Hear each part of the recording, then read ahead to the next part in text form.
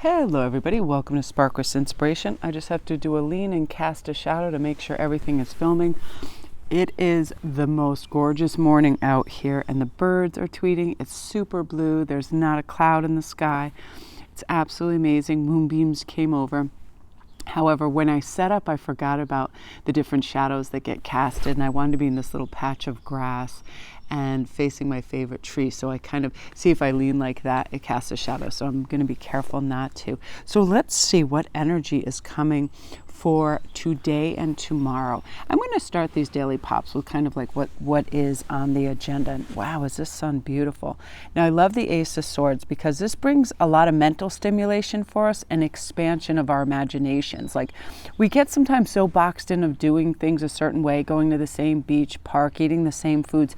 Like let's really spice things up. It's this beautiful air of awakening and inspired thought, right? I'll leave lots of books around, lots of decks, lots of crystals, lots of things that when I look at it, it brings me inspiration. The color of the crystals for painting. It really activates this kind of creative divine energy. So do that for yourself. I'm definitely hearing if you have books, like if you're writing right now, have a lot of cool sites. Pinterest has some fantastic writing prompts and beautiful words. If it's artwork, have a beautiful aesthetic around you with art. I just feel like it really lifts us and aligns us with that creativeness. This kind of energy also brings a nice intellectual genius. It really ignites groundbreaking insights in everything: science, art, music, our lifestyle, because I know now I want to switch from interior to exterior. Like I want everything to be about just living, basically spring to autumn in my backyard. I love being outside so much, and the family loves it too. So I'm like activated in how to decorate and formulate a really good plan. So there'll be lots of chairs and plants and comfort level out here, right? That's a very Ace of Swords. And comment down below if you're just itching to redesign something, like it's just time for this. I'm really proud of myself when I wake up like this morning and all of a sudden, the head gets ticking and it gets churning. Oh, you have you have your second shot this week. You have this, you have to make a doctor's appointment for this. You have to go there. You have these games. And it starts to give us on a beautiful Saturday morning, gives me all of these obligations in my head. And I started to get a little wound up. And then I heard right away, when I listen and we're open to it, why don't you grab your equipment and just go outside, sit and have coffee. And if you feel like beginning a read, which always makes you feel better, and Moonbeams comes over, you can begin that. It's exactly what I did. And this is also Ace of Swords, opening us up to this advancement of better thought, right? Places to get inspired. Move your environment around. If you're always working in one room, eating in one room, really mix it up. Go outside if you can. It really kind of gets that inspiration flowing. And we have these magical aha moments, right? Are you ever like, what weird place does it for me and gives me fantastic inspiration is like Home Goods. I go in there because it has everything, and it has crystals and stones and decorations and sculptures. And that's where I actually got Edward from, my beautiful silver skull that I use all the time, the gorgeous orb. I love that.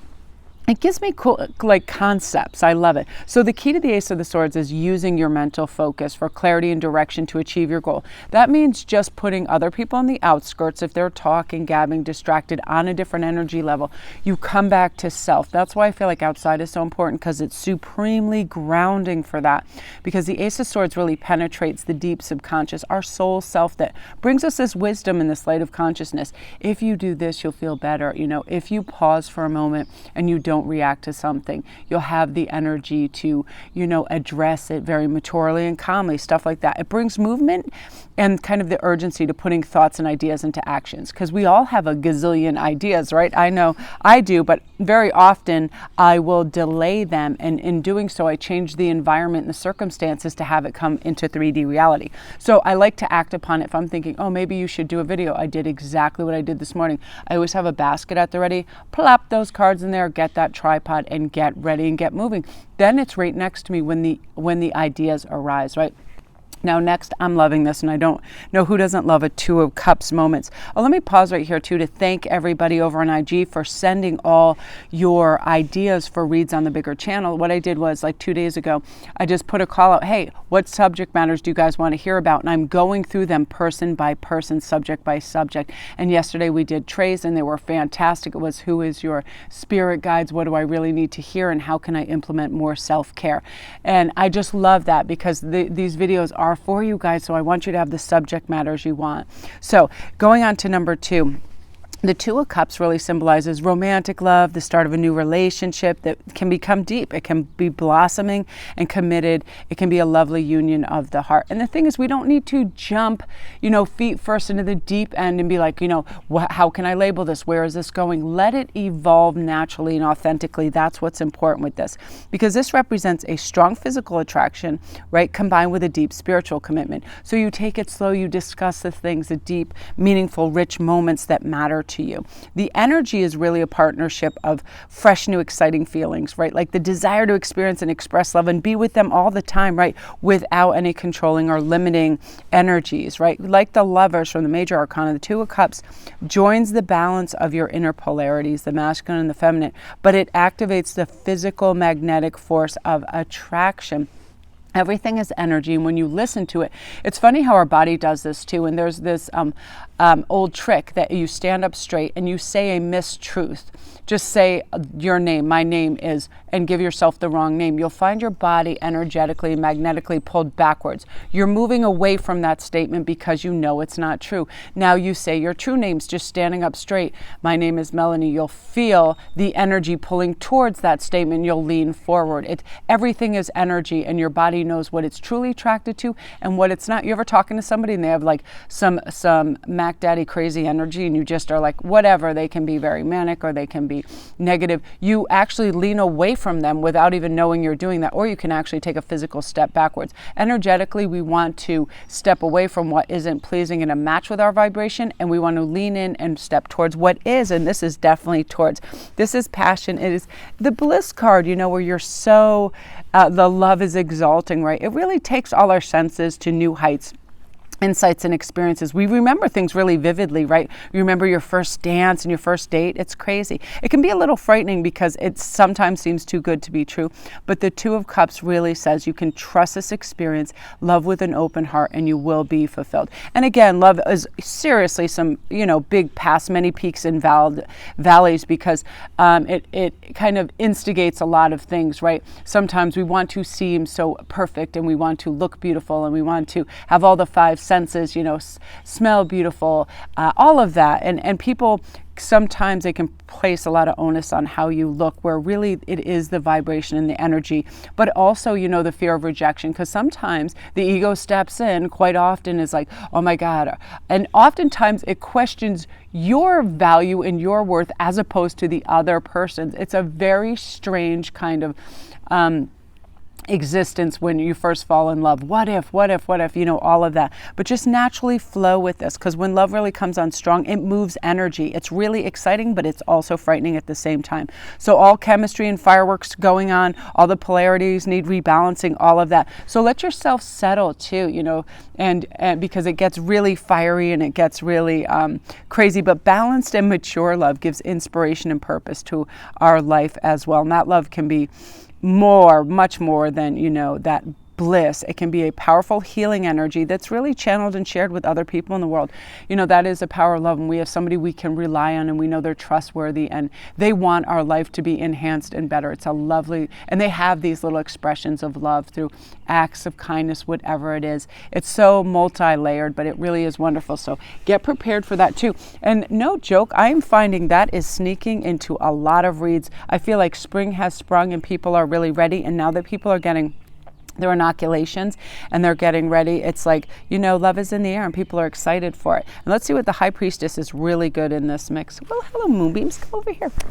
She's like, come here, come over here. Wait, I'm going to have to lift her up in a sec because I have a wire right here, and I want to make sure she doesn't tangle in the audio and go crazy. Come give me your boogers. She's so happy. I haven't spent time with her in a couple of days, and I'm really excited to see her.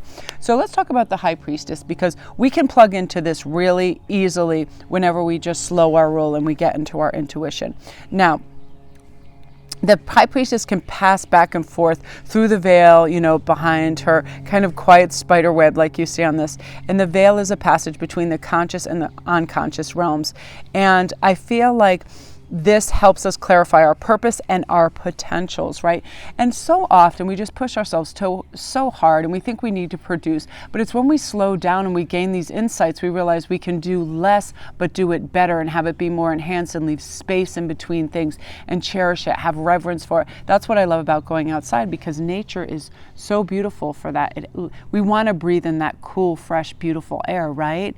And it's like, let's take our times. Now, I love the High Priestess in that there's all these dualities that are kept in balance. The understanding is continuous, and we rebalance our life forces and experiences.